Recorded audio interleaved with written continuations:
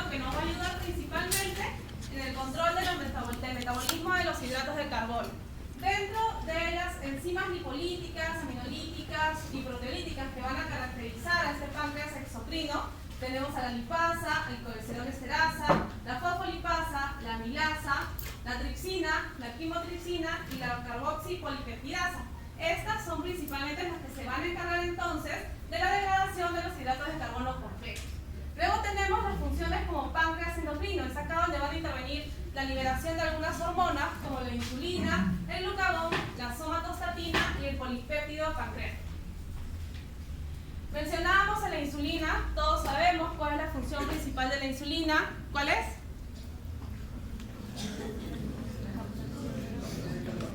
Estimular la captación de glucosa a nivel de diferentes tejidos, como puede ser principalmente el músculo esquelético, la grasa, el hígado.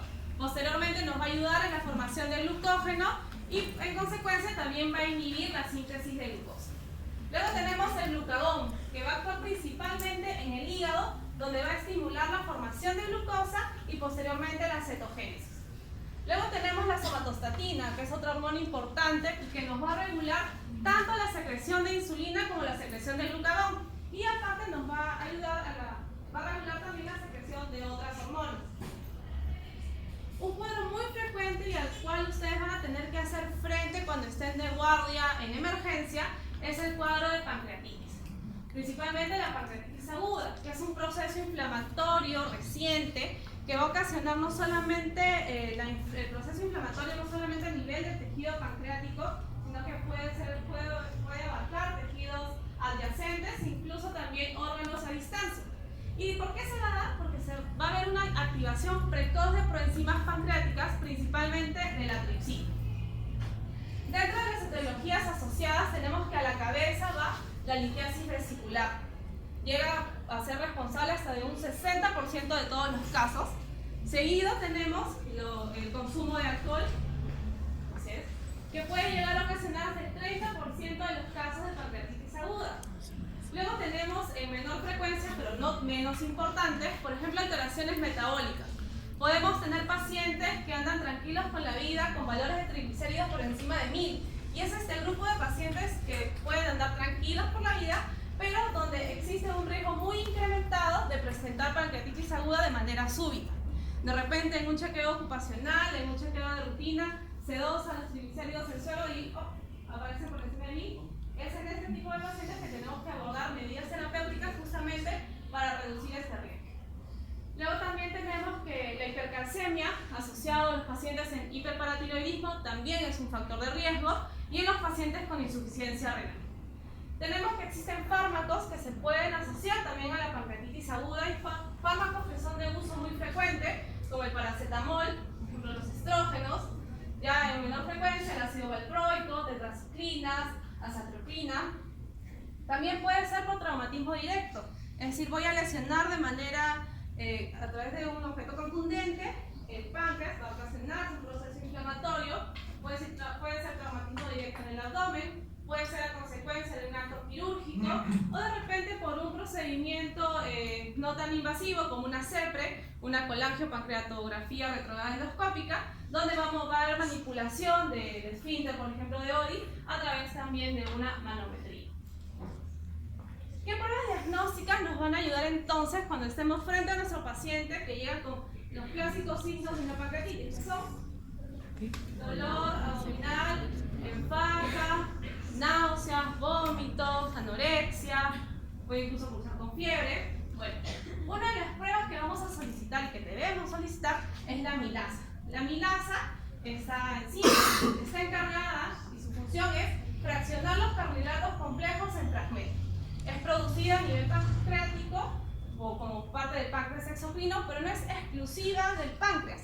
También podemos encontrarla liberándose a nivel de glándulas salivares, incluso a nivel de mucosa intestinal, placenta, hígado y trompas de falopio. Entonces, cualquier patología que lesione estas estructuras podría ocasionar incremento de amilasa. Y no necesariamente estamos frente a un cuadro de pancreatitis. La amilasa se va a incrementar rápidamente a partir de las 3 primeras horas. Se sabe que en las 8 primeras horas de inicio del cuadro ya el 75% de los pacientes va a presentar la amilasa incrementada.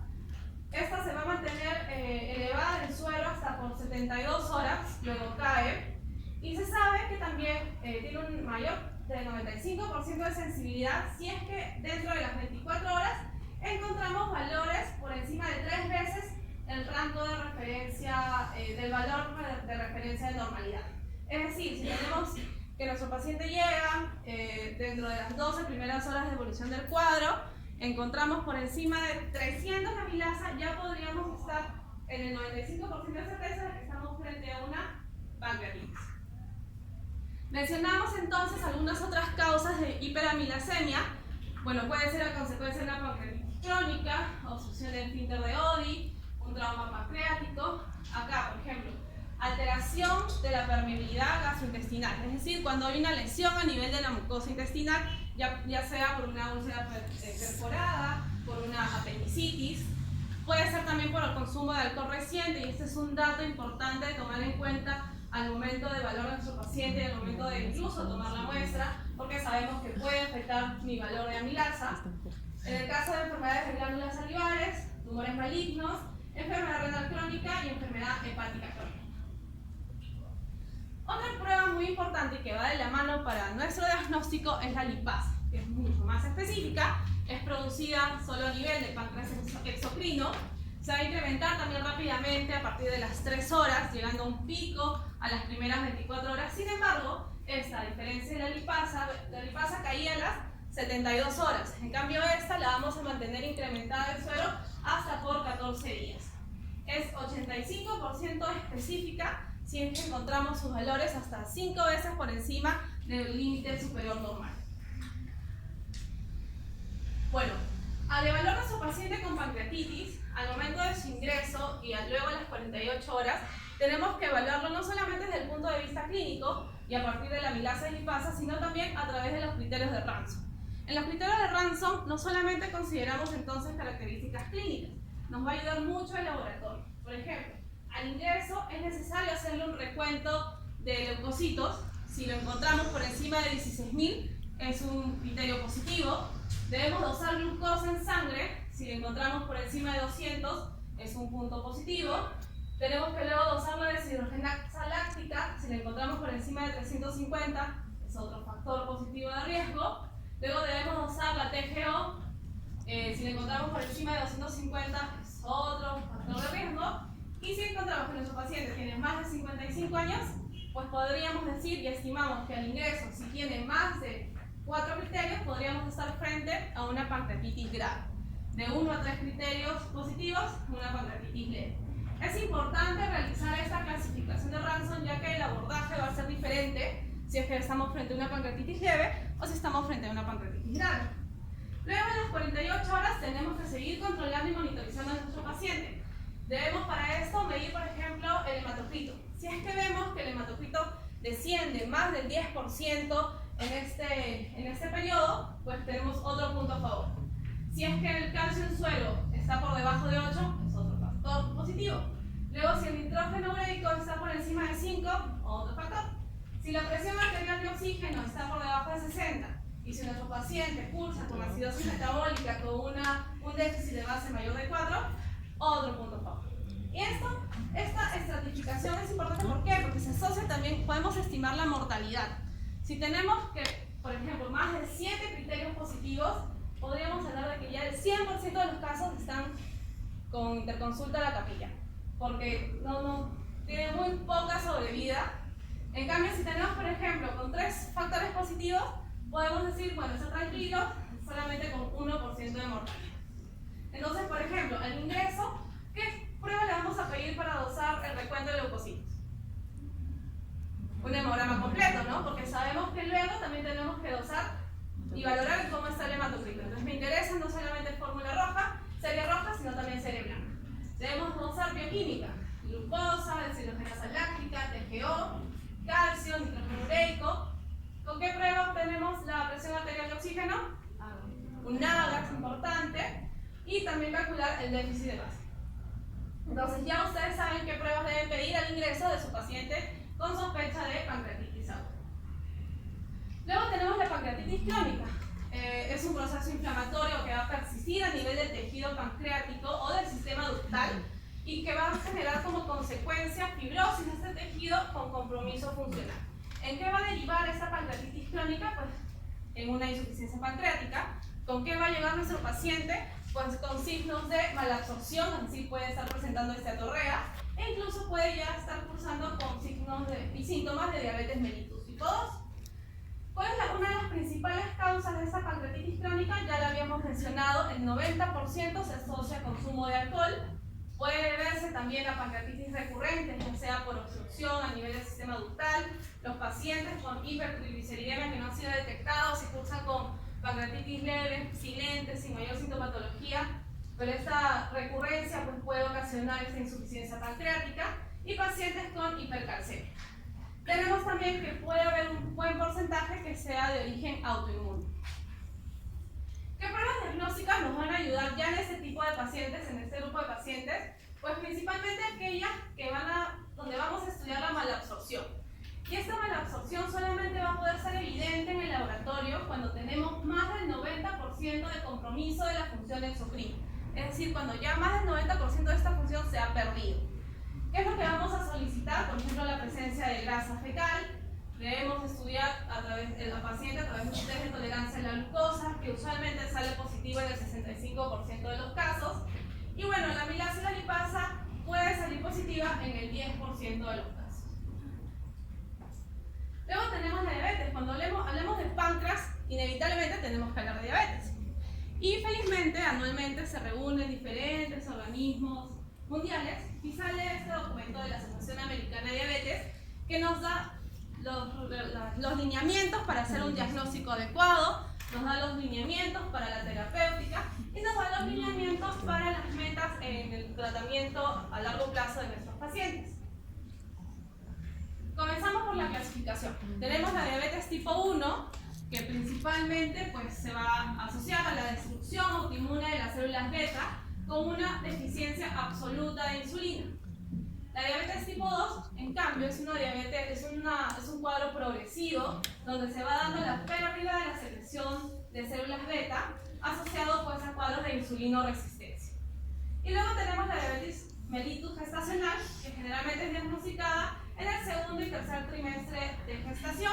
Es aquí donde viene la duda, porque ¿qué tal si yo recibo a mi paciente, no sé cuál es su historia previa, no sé si es que ha sido anteriormente diagnosticada de diabetes, de repente ella tampoco nunca se hizo un chequeo, y recién durante la gestación o allá por el segundo trimestre aparecen elevaciones en su glucosa.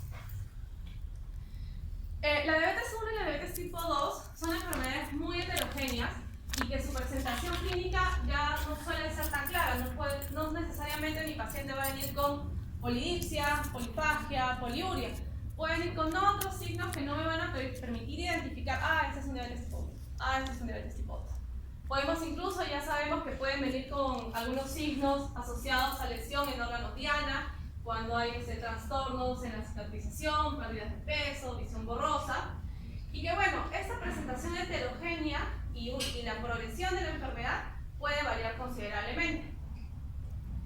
La clasificación es muy importante, pero en algunos individuos no es tan clara, por eso es que nos debemos valer del laboratorio para poder realizar un diagnóstico adecuado. Tradicionalmente sabíamos, la diabetes tipo 2 es de adultos, la diabetes tipo 1 es de los niños.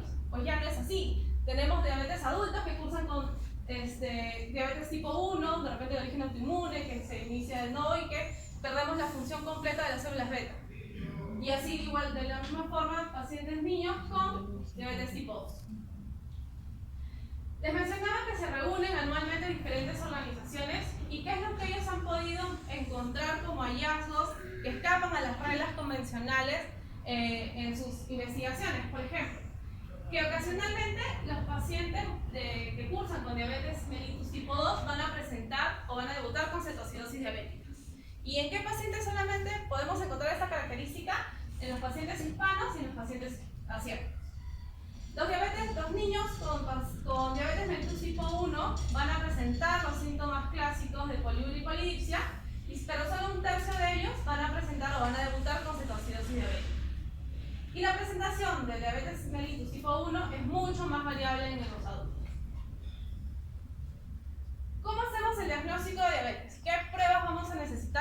pruebas son importantes para el diagnóstico. Tenemos primero la glucosa basal, que es la glucosa tomada en ayunas, pero siempre y cuando haya habido un ayuno calórico de 8 horas. Esta, si la encontramos por encima de 126 miligramos por decilitro, es diagnóstico de diabetes. Luego tenemos el test de tolerancia oral a la glucosa, el valor a la segunda hora por encima de 200 miligramos por decilitro. Tradicionalmente esta prueba ha evolucionado en el tiempo. Tenemos que se genera toda una curva, la prueba del valor basal, que es al momento de iniciar la prueba. Luego tenemos, antes pedían la glucosa a la media hora, la glucosa a la hora, la glucosa a la hora y media, la glucosa a las 2 horas. Algunos endocrinos decían, quiero la glucosa a la quinta hora, pero no, para eso existe el ADA, y el ADA te indica que solamente el valor que va a ser de importancia para hacer diagnóstico es el valor de glucosa a la segunda hora, que debe ser por encima de mayor o igual a 200 miligramos de decilitro para hacer diagnóstico de diabetes. Luego tenemos la hemoglobina glicosilada, la hemoglobina A1C, que debe estar por encima de mayor o igual al 6.5%. Y en casos donde llegue el paciente a nuestra consulta con signos y síntomas clásicos de hiperglicemia, le hacemos una glucosa al azar, es decir, independiente del ayuno, ¿no? Si le encontramos por encima de 200 en 2 oportunidades consecutivas, podemos estar haciendo ya diagnóstico de diabetes. Es importante que detectemos a nuestros pacientes con factores de riesgo. Uno del grupo importante son los pacientes con sobrepeso, aquellos que tienen índice de masa corporal por encima de 25, mayor o igual a 25, incluso en el caso de asiáticos e hispanos, nos hacen la recomendación que el índice de masa corporal debemos considerarlo ya como factor de riesgo por encima de 23, asociado a uno o más factores, como cuáles: ya la hemoglobina glicosilada mayor o igual a 5.7, un test de tolerancia oral a la glucosa alterado, glucosa en ayunas alterado, si tenemos antecedentes familiares de diabetes, si es que el HDL lo encontramos disminuido por debajo de 35, si es que encontramos triglicéridos por encima de 250, si hay antecedentes o diagnóstico del síndrome de ovario poliquístico, pacientes hipertensos, historia de enfermedad cardiovascular, sedentarismo y también resistencia a la insulina. Las recomendaciones son realizarle todas estas evaluaciones a los pacientes con sobrepeso, pero por ejemplo, para todos los otros grupos de pacientes siempre debemos realizar el screening a partir de los 45 años. Si los resultados son normales, pues podemos estar tranquilos, los repetimos cada 3 años, pero si es que encontramos a los pacientes dentro del grupo de prediabetes, ahorita vamos a ver qué significa prediabetes, debemos realizar screening cada año. Habíamos mencionado que para diagnosticar diabetes o hablar de diabetes, nuestra hemoglobina glicosilada debe estar por encima de 6.5, nuestra glucosa basal por encima de 126 y nuestra glucosa de tolerancia oral por encima de 200. Siendo la normalidad, hemoglobina glicosilada por debajo de 5.7, glucosa basal por debajo de 100 y el test de tolerancia oral a la glucosa a las 2 horas por debajo de 140. Toda esa zona intermedia nos indica que estamos frente a una prediabetes. En el caso de diabetes tipo 1, esta representa solo el 10% de los casos y se va a asociar a una destrucción autoinmune de las células beta del páncreas. Cuando hablamos de una destrucción autoinmune es porque están de por medio la participación de autoanticuerpos, como pueden ser anticuerpos contra las células beta del islote, denominados ICA, anticuerpos contra la insulina, anticuerpos contra el ácido glutámico descarboxilasa o anticuerpos contra la tirosina fosfatasa. Tenemos que para que se dé esta diabetes mellitus tipo 1, para que se dé esta destrucción de las células beta, generalmente tenemos la predisposición genética, que viene asociada a genes ligados al locus del HLA. Va a existir una respuesta inmune alterada a las células beta normales, que puede deberse a factores ambientales, de repente reactiva, infecciones virales, o el daño directo a las células beta. Va a iniciarse este ataque autoinmune con la destrucción de estas células en particular, ocasionando el cuadro de diabetes mellitus tipo 1. Mencionábamos los autoanticuerpos, mencionábamos el anticuerpo citoplasmático de las células de los islotes, cuya abreviatura es ICA, y es uno de los anticuerpos más frecuentes, pueden ser detectados hasta en el 80% de los diabéticos tipo 1 recién diagnosticados. Luego tenemos los anticuerpos de carboxilasa de ácido glutámico, sus abreviaturas el GABA, también es uno de los más frecuentes, que también podemos encontrarlo hasta en el 80% de los casos. Luego tenemos los autoanticuerpos asociados a insulinoma, los IA2, y detectados hasta en un 60%, y los autoanticuerpos contra la insulina, los IA, que se encuentran en menor porcentaje hasta un 50% de pacientes pediátricos con diabetes tipo 1. No suele encontrarse en pacientes adultos. Otra asociación importante, ya la habíamos mencionado, es la asociación genética y se asocia a los genes HLA a nivel de DQA y DQB. Tenemos que existe la predisposición genética, sin embargo va a haber un factor desencadenante que a consecuencia de este vamos a tener una insulitis, una primera injuria a nivel de células beta, posteriormente la aparición de los autoanticuerpos que ya hemos mencionado, y será una primera fase donde va a haber una respuesta de la insulina y podemos dar inicio a la prediabetes, donde va a cursar con una intolerancia a la glucosa, por eso podemos medirlo a través del test de tolerancia a la glucosa, y posteriormente ya la aparición de síntomas y signos clínicos que posteriormente va a derivar en el cuadro de diabetes autoinmune.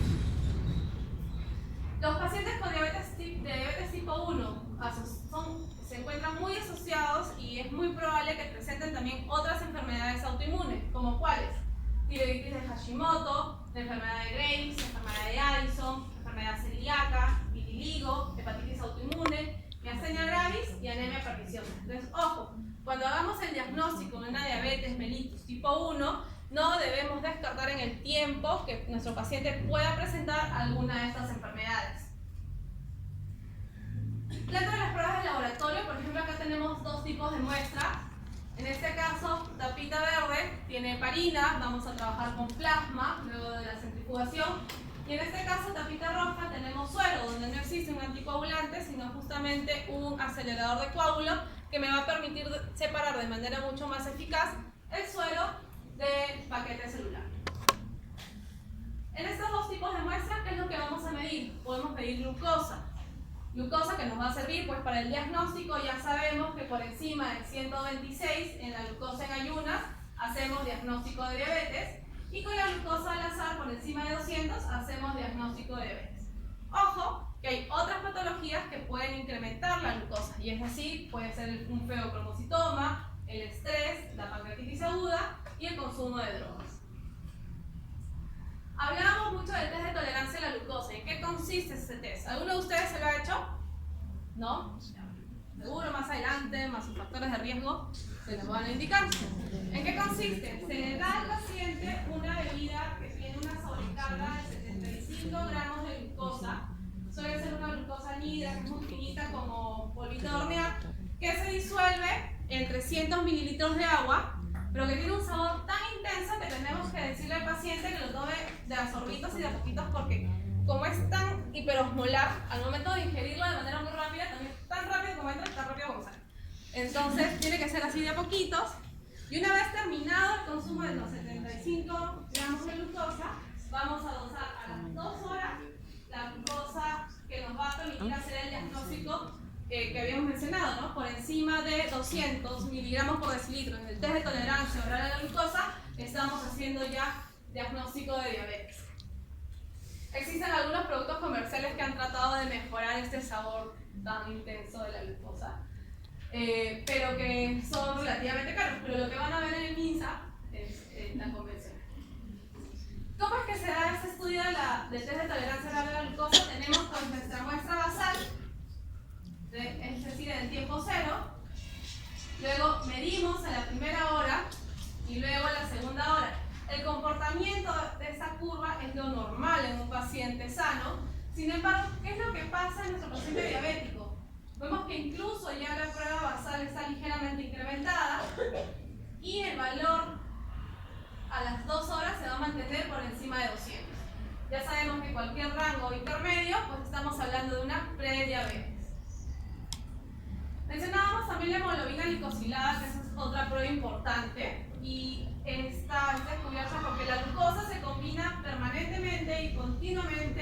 de manera irreversible durante toda la vida del eritrocito, es decir, durante 120 días. Entonces, la hemoglobina glicosilada va a ser proporcional al valor medio de la glucosa durante las 6 a 12 semanas previas de dosado.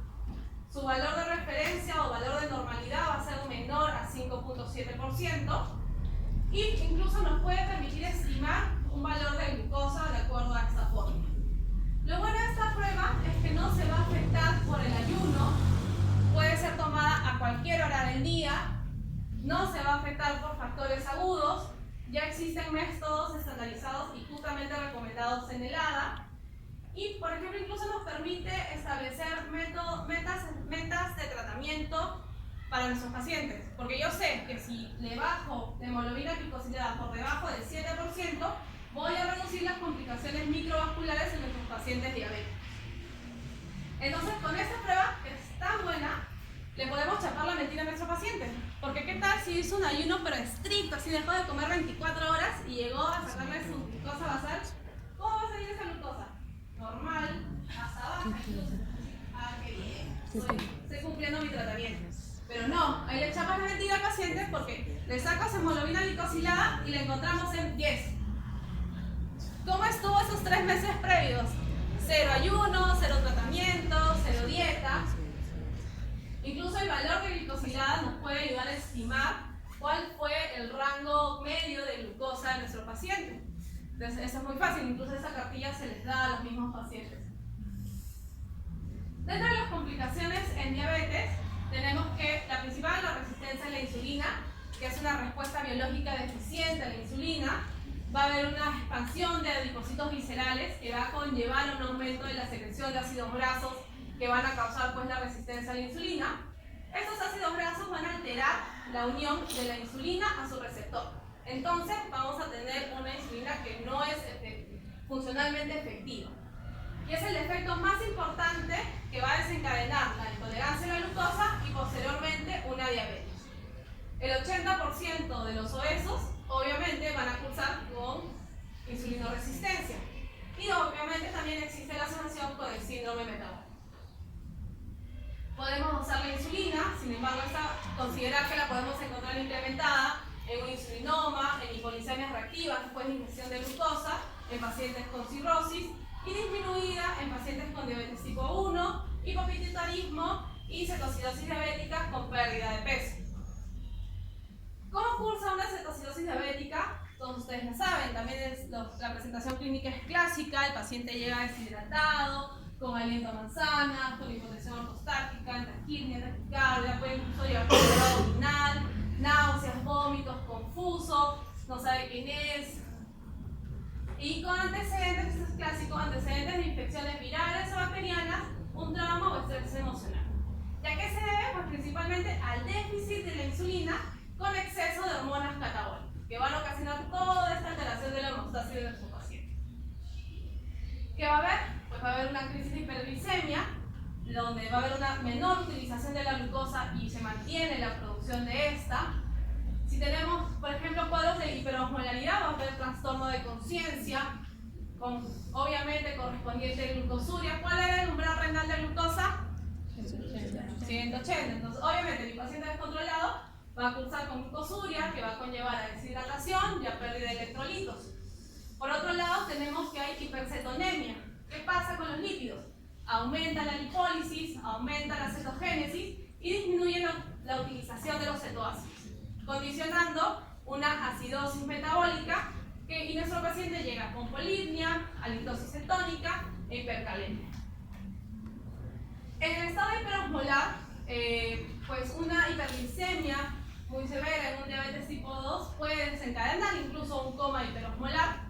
El grado de hiperglicemia y deshidratación es mucho más severo en los pacientes de diabetes tipo 1, tiene una mortalidad mucho más extrema, hasta 10 veces mayor en comparación con la cetocidosis diabética, y generalmente está desencadenado hasta en un 60% por infecciones. Frecuente, abuelitos con neumonías, abuelitos con ictus, se nos descontrola la diabetes y pueden estar cursando con estados hiperosmolares. ¿Qué diferencias podemos encontrar en el laboratorio? Por ejemplo, en el caso de la cetocidosis diabética, mantiene glucosas elevadas, sí, pero no tan elevadas como en el estado hiperosmolar.